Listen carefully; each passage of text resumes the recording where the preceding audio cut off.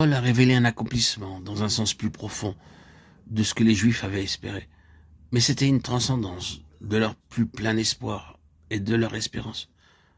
Paul a interprété le Christ pour les Juifs dans sa plus pleine signification et valeur. Il avait lui-même commencé à leur niveau. Leur manière de concevoir le Christ avait été sa part. Mais après qu'il plut à Dieu de révéler en lui, son Fils, un élargissement continuel de la connaissance de Christ a commencé en Paul, par un dévoilement toujours croissant de ce qu'il était.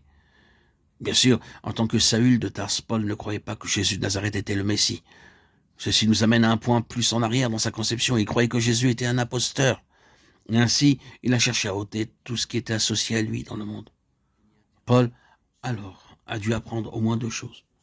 Il a dû apprendre que Jésus de Nazareth était le Messie, mais également que Jésus de Nazareth a de loin transcendé toutes les conceptions juives du Messie, toutes ses propres idées, toutes ses propres espérances liées au Messie.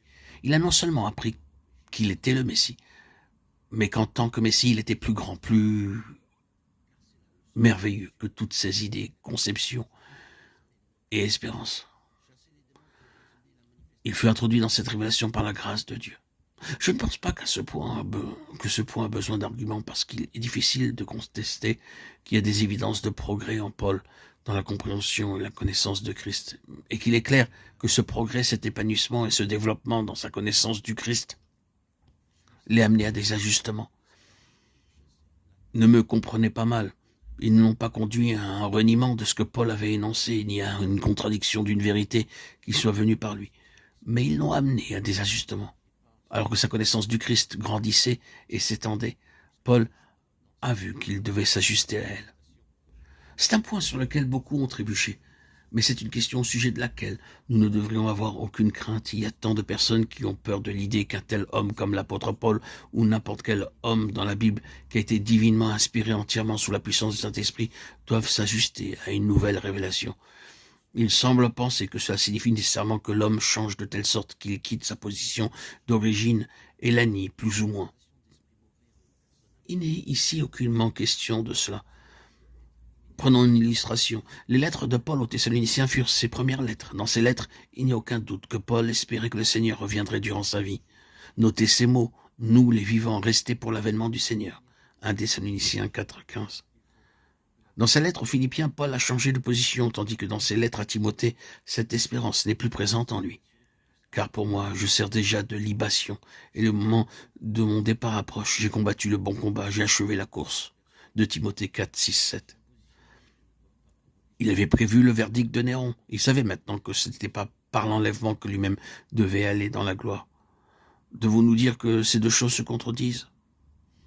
Pas du tout.